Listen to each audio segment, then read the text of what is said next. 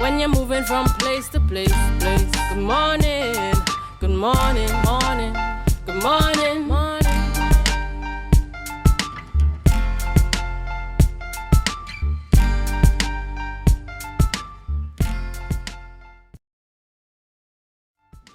Viewers, welcome back this morning to the Tobago Updates morning show.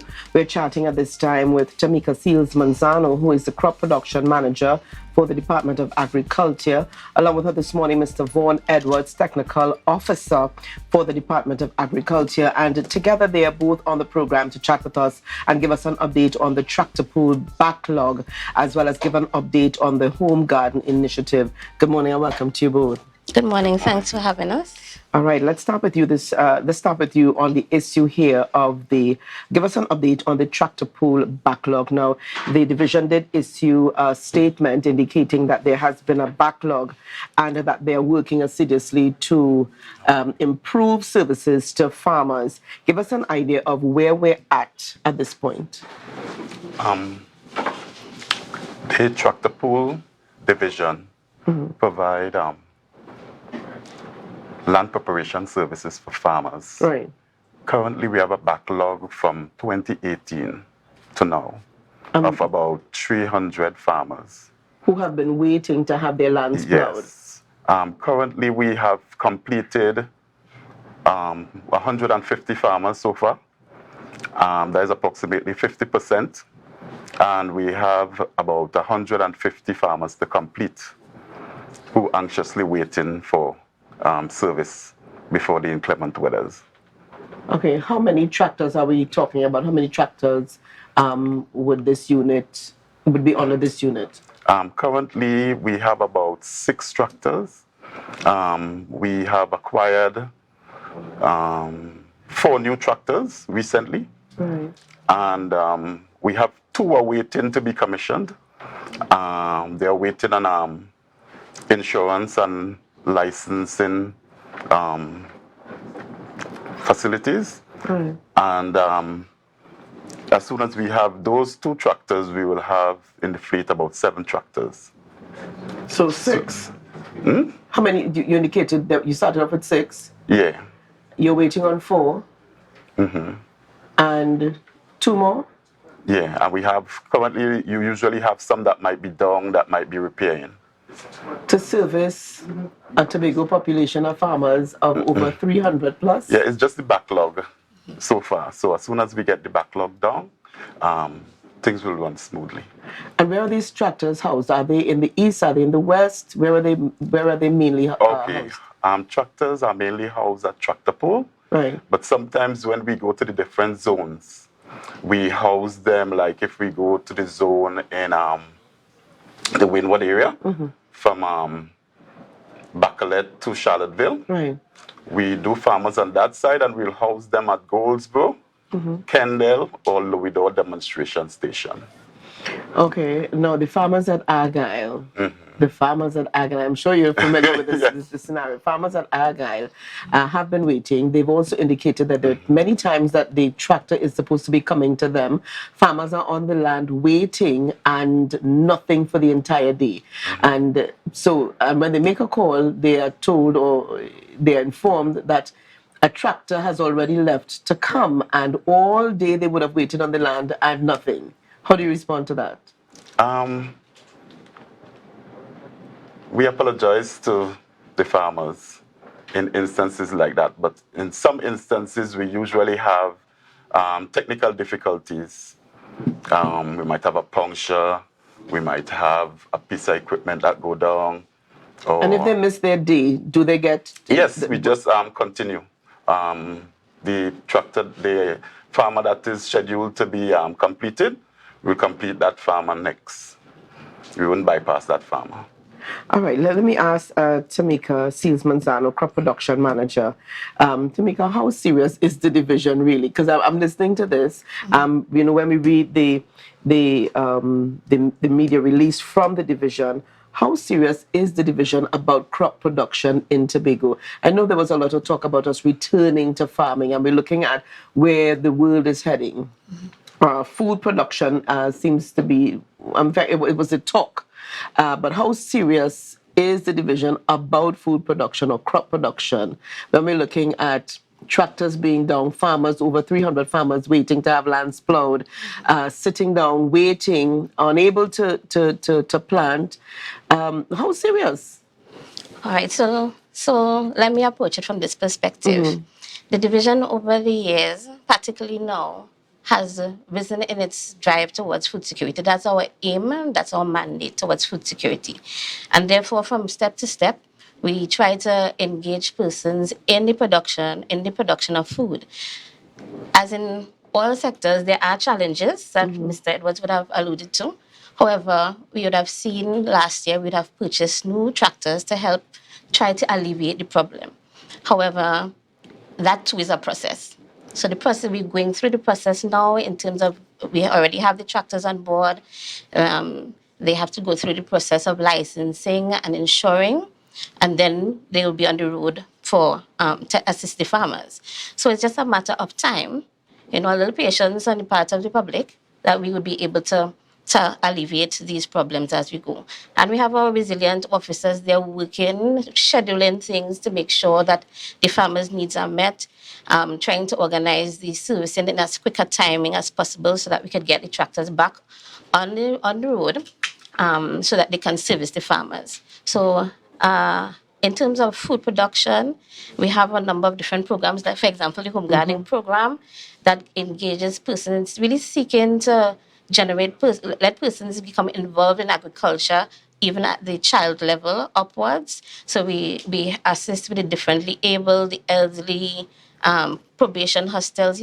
Everybody has a part to play in food security, right? So it's not just about having the tools, because we're working on getting the tools, as you have seen, but it's also about all of us engaging in food production and the right attitudes towards it. So we're very serious about food security on the island. No, we're not just talking about home gardening initiatives. We're talking about those farmers that produce food on the macro scale. And when they are unable to, there is a shortfall in Tobago, and even for those farmers who are looking at exporting to Trinidad. So we're talking about the bread and butter issues, their bread and butter issues. They are unable to meet their needs. They are unable to plant. They are unable to reap. They are unable to meet their needs. They can't sell because there's nothing to sell. Right. So you understand where I'm going with this? I understand where you're getting at, but there's so many options out there for the farmer. It's not just the tractor pool service. There are private entities that offer the service that they can access. If one, we don't always we can't always just choose one direction. We have to adjust in the home according to what we meet. And this is kind of like that situation. If the service can't meet your needs because we have certain challenges that we are working on, there are options for you in terms of getting the private operators to come to your holding and perform the operation. Cost. Yes, but there's also there's also the national incentive program that they can access in terms of purchasing their own tractor, and they get a rebate on that purchase. So it's not just one farmer that could purchase. A group of farmers can come together and purchase a tractor and have that service. So although we are working on one side, there is an opportunity for the public to work on their side also. So to let the farmers become a little bit more independent and not rely on the division?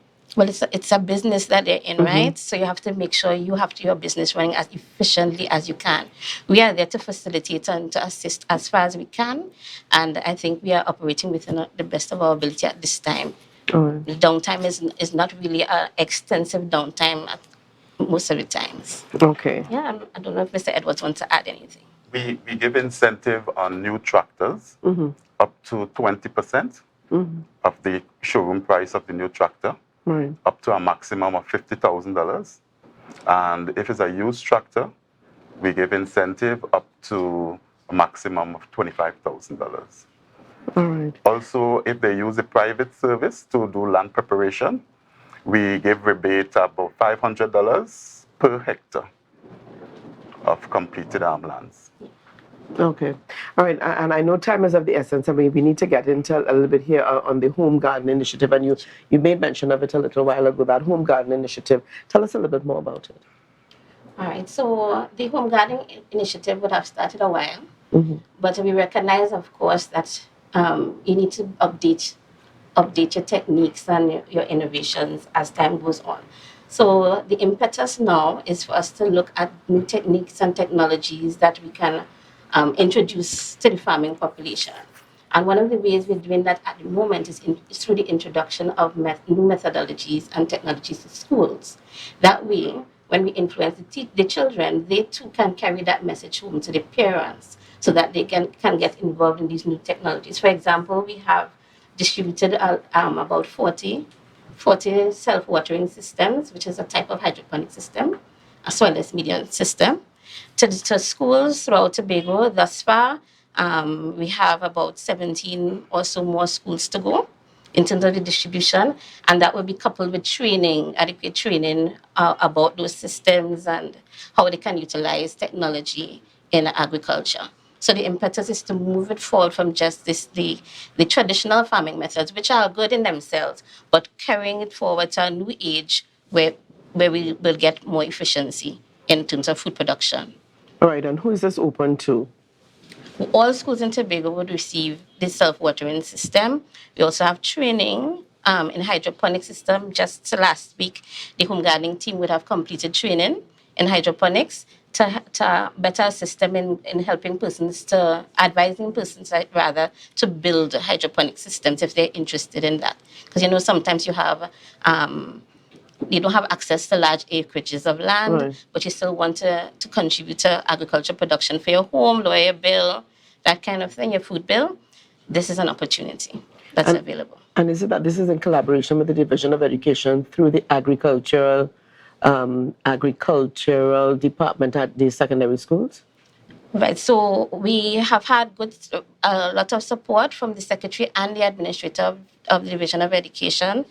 And so they would have been part of the launch of this initiative. We started out in March. And of course, they continue to support us in terms of making the schools available, allowing us to go to the schools and interact with them, distribute the systems, and of course, follow up with them to get them engaged in any issues they may have, troubleshoot those issues, and offer them, of course, technical advice in general preparation. Yes. Okay, and very quickly here, when is this supposed to begin?